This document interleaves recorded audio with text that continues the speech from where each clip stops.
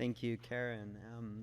And thank you, Ashley. This is just such an incredible event to be a part of, and it's such a pleasure to see all these people whose work I've monitored from afar for so long speak firsthand. I want to use the word putrid as an entry point. The word appears to have emerged in the 15th century, and it's a compound descriptor in that it communicates both a material state of decomposition and the smell emitted in the process. Fittingly, it traces its origins to two related but distinct words in Latin: putris, which means rotten or crumbling, and putere, which is to stink. Its deeper etymology is shared across language, and the Proto-Indo-European root pu can be found in Sanskrit, Lithuanian, Ancient Greek, and Old Norse. Google Books' online Ngram viewer, an imperfect but useful tool, presents a steep decline in the use of putrid from the 1700s onward, despite a slight uptick around the year 2000. But one might surmise from its graph that we enjoy an 800% decrease in our collective exposure to putridity today than we did, say, in the year 1800. The fragrant potpourri demonstrates the word's dual connotation. Potpourri, literally a putrid pot in French, describes the fragrant mixture of dried flora, oils, and herbs kept in a bowl or bag used to scent the home. Rather than disposing of flowers past their prime, potpourri aims to circumvent the decomposition of their petals through dehydration, and then uses them as a surface to radiate other fragrances applied later on. The putrid pot, then, is something of a misnomer, since the mixture therein is paused in its decay and its smell perfumed.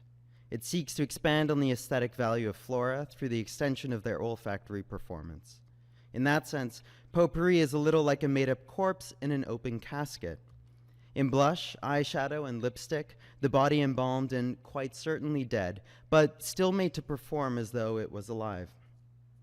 The naming of these fragrant little bundles suggests that the putrid holds a strange human appeal.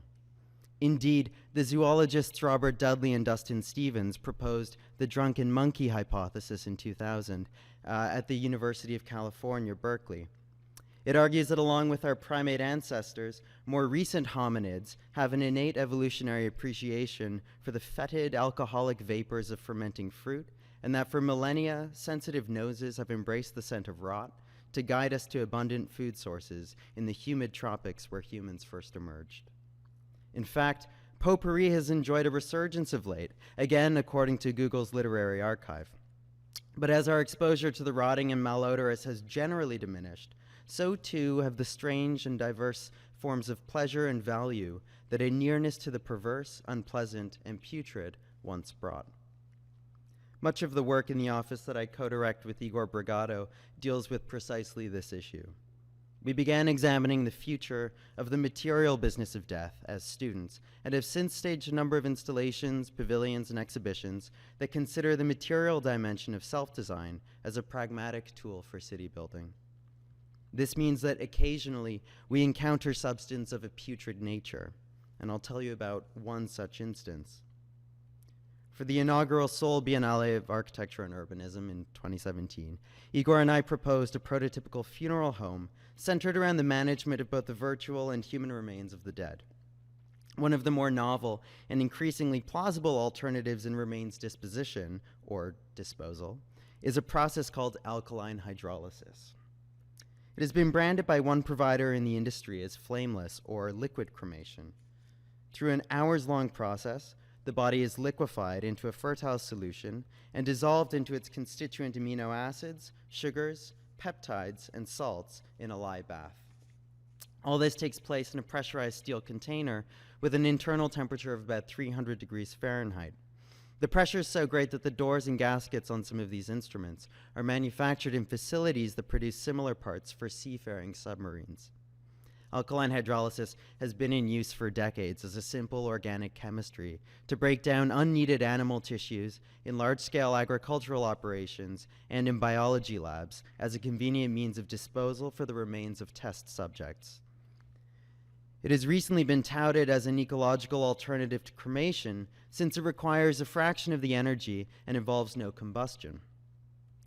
Its most fervent proponents argue that fluid human remains emitted are stable and safe enough to flush down ordinary sewage systems. Further, the liquid constitutes a super-concentrated fertilizer. An early adopter of the technology for human remains disposition in Ontario told us about a new collaboration between his funeral home and a nearby marijuana producer. They had recently begun experimenting with the effluents in their greenhouses. That was about a year before the funeral home in question was shut down.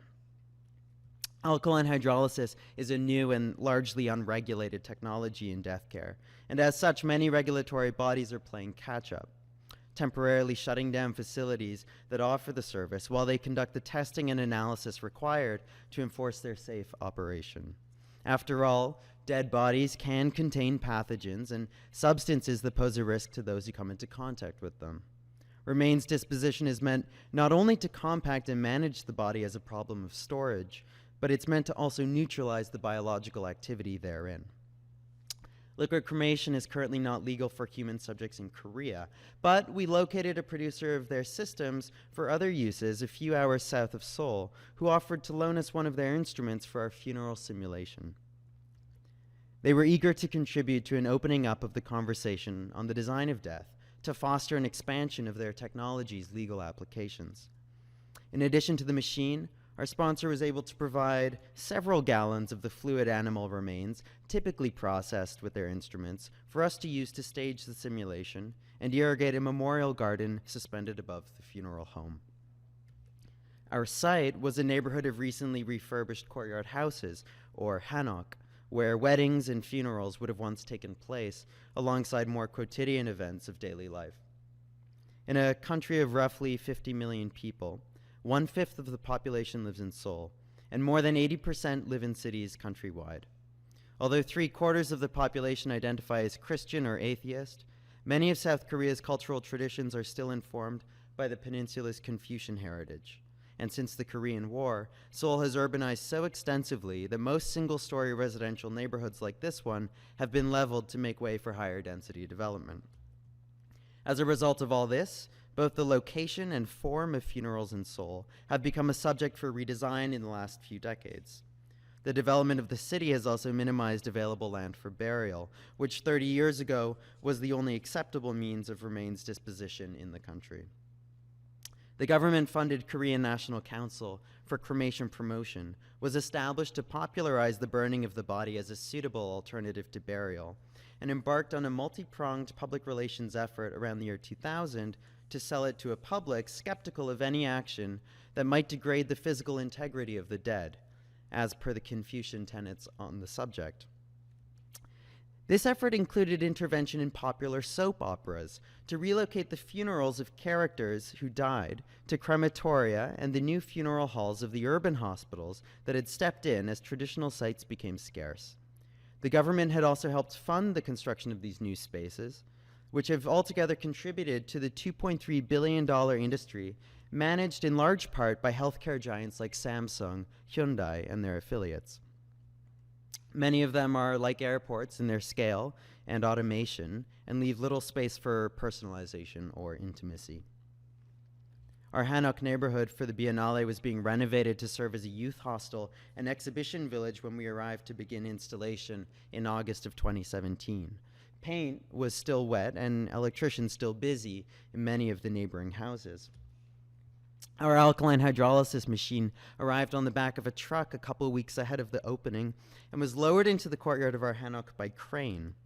We occupied the last house on our block, fronting on a large boundary road, which made crane use possible. A steel frame was built around the hydrolysis machine and anchored into a buried foundation. The fluid arrived at the same time in 6 clear rubber jugs. We set them aside while the rest of the structure came together. Inside the home, we simulated a virtual afterlife upload portal. A television visualized the online crowdsourcing of a digital archive. Here, the giga remains of the urban dead would be gathered by a community of online peers to a memorial vault, and message boards would publish notes and RIPs. Since this was a funeral, someone had to die. So we created a character, Shin Chae-rin. She had a trio of simultaneous and authentic online avatars, which were all memorialized in this funeral alongside her corporeal remains, hence the title, Three Ordinary Funerals. When we first began working on death, we naively imagined a complete and perpetual collection of one's life materialized by and shared among the community of the deceased. In a post-Cambridge Analytica, post-election meddling, post-Equifax, post-your parents' generation ruining Facebook world, we imagine a complete and perpetual collection of one's life locked away irretrievably in a vault of unknown design, a black box. While the upload portal fostered mourning online, the structure of the funeral home would make death visible at the scale of the neighborhood, part of a larger strategy to atomize death care across the city and enable citizen groups to reclaim the social, ecological, and material value that harnessing death could bring. To that end, Igor and I spent 3 days on the outskirts of Seoul in peak summer heat, hand-painting a black and white floral graphic onto the steel armature that was designed to emerge from the Hanok courtyard. The motif was an abstraction of chrysanthemums and other flowers with significance in Korean funerary traditions, and we stenciled this neo-potpourri across every limb of what we called the ceremonial space frame. 2 years earlier, shortly after Michael Graves had died, Igor and I had interviewed Patrick Burke, Graves' deputy on the Swan and Dolphin Hotel. He told us how the Princeton Architectural Library had received a new monograph on Joseph Hoffman in 1986, around the time that Disney commissioned their hotel. A crucial condition of their contract, of course, was that the Epcot Hotel be thematized, a stipulation that found legal articulation through the term extraordinary decoration in the architect's contract with Disney and Tishman Realty. Burke and Graves had just discovered Hoffman's use of floral patterns, demonstrated in a sketch for a children's room for the House for Ernst Bauer, and in the Austrian Pavilion at the International Expo of Modern Decorative and Industrial Arts in Paris in 1925. Influenced by these precedents and an encounter with Albert Stockdale's iconic Martinique banana leaf wallpaper during a design meeting at the Beverly Hills Hotel, Graves' team saw a way forward, and a banana leaf paint by numbers came to flank the Dolphin Hotel's pyramid, while a wave motif occupied the Swan facade. We in turn became intrigued with Hoffman's florals, hence our elaboration of the space frame and soul. It took days to paint the structure, using paper stencils and painter's tape, while US and Korean military aircraft flew overhead in combat simulations. The Biennale's construction was assigned to a television production company, which I'm gonna say was an interesting choice. Apparently they had expertise in the coordination of sets and temporary exhibits. We had the steel delivered from off-site and loaded it with the parts of the ceremonial infrastructure which had been finished on schedule. We lifted it onto place, with the remaining items requiring installation by scaffold as they arrived to site. Most biennales encounter the challenges of starting up in their first edition, and this was no exception. Simply securing the scaffolding to hang flags, lighting, and flower boxes, and irrigation tubing was a challenge, but once all that was complete, we began to decant the fluid remains sent from our sponsors into spray bottles. The idea was that visitors would be free to fertilize the plants that formed the funeral's memorial garden, this being a physical transmutation of the liquefied dead and a centerpiece of the funeral home.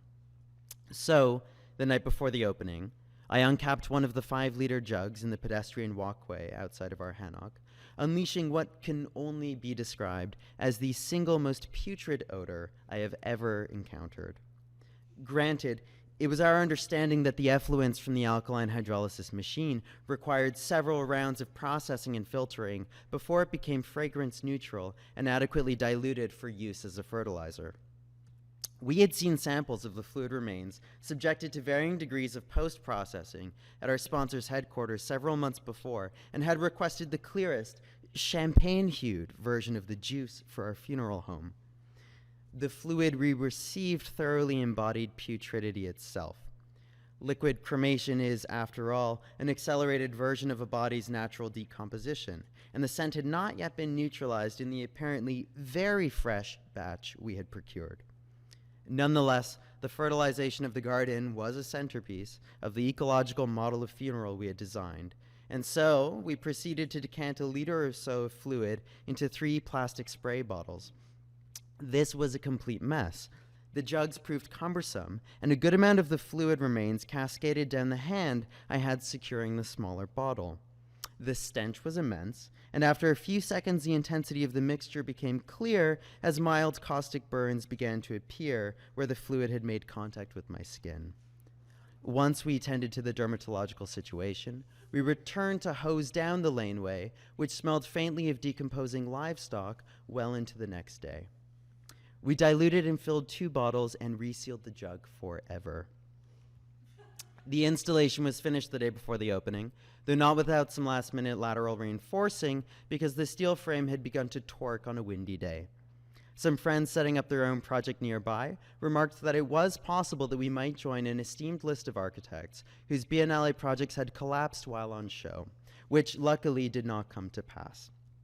Igor and I began to wake up, no less, every day checking the wind report before turning to Kakao Talk and the group chat we shared with our contractors and local collaborators, where we located and approved furnishings, curtains, printing, lighting, and the CCTV system, which recorded and transmitted the growing of the memorial garden to the virtual Afterlife cloud, another of our funeral home's polymaterial reinstantiations of the urban dead.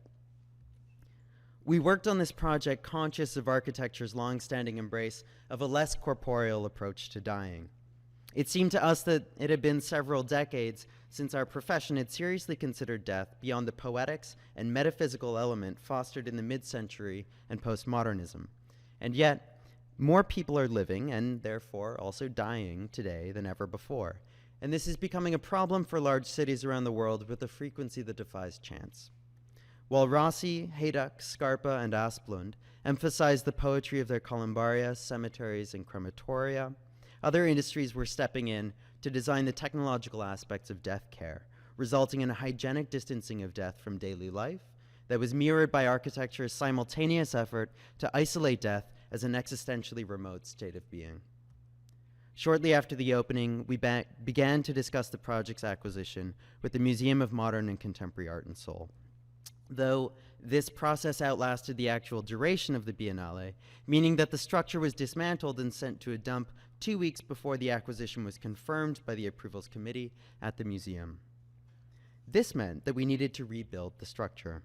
A second edition, labeled an artist's proof, which we adapted to sit inside a large hall, absent of a suitable courtyard house in the museum's collection. Building the second time was much easier, and the quality of every part was much improved now that we had the luxury of experience and time, although the painting wouldn't work outdoors in winter, so the floral motif was applied this time with exterior-grade vinyls under the very capable supervision of our coordinator of Korean projects, Yena Koo. Ours was a new form of acquisition for the museum's architecture collection. Historically, it had been assembled from drawings, correspondence, and scale models. Nothing this large had ever entered into their department's care. What instructions were required to restage the work? How should the digital files of the upload portal simulation be maintained? And what vessels could reliably contain the fluid of the animal remains in perpetuity? Indeed, the scale of the work became a problem later when the museum's team realized that there was no available space to store such a large item after we had already built it. We assumed that the piece would sit in a warehouse alongside the sometimes enormous items held by the sculpture collection, but the architectural department had its own facility that catered to boxes of paper and 1 to 100 maquettes. So the structure, now finished and altogether improved in every area its predecessor had fallen short, was sawn in half and its single wooden crate dismantled and rebuilt as 2. They were loaded, stacked with extreme precarity on the back of a small Mazda Bongo, and driven to the MMCA's collection facility. Before the original structure's demolition, we had salvaged the neoprene flags that hung from the steel armature and 2 of the fluid jugs, just in case the museum did in fact acquire the piece, which was still under review then. The rubber jugs had begun to degrade over the many months of the exhibition, and a residue was starting to collect where tiny fault lines had emerged. The pavilion then began to smell a little off, and by the time the demolition of the entire Biennale was underway, we started to receive distressed emails from the contractors, unsure of what to do with these fetid jugs. Intact, they were valuable as a collectible artifact and part of the larger piece, but they required new, probably glass containers, and we had no place to facilitate the transfer, which surely would have been a vile event. After 2 weeks of storing the pair of jugs, first in a friend's car, which we eventually paid to have cleaned professionally, and later in a friend's art gallery, which was much too small to contain such putrid matter, we had them disposed of, and the museum acquired the piece without the liquid. This encounter with the putrid reminds us that design is the mediating technology that keeps your hands shielded from alkaline burns, your digital archive private, and your car safe from foul odors. What we believe more strongly than ever, however, is that we ought to embrace a radical nearness to those things less comfortable. Our clients are not simply human, but material and subject to transform. Their values and desires can be transmitted and fulfilled through those mutations if design allows. And the material constituents of the urban realm may often be at odds in their agencies, and even more so to our own, but there are valuable codependencies to be mined from the opportunities that their proximities bring.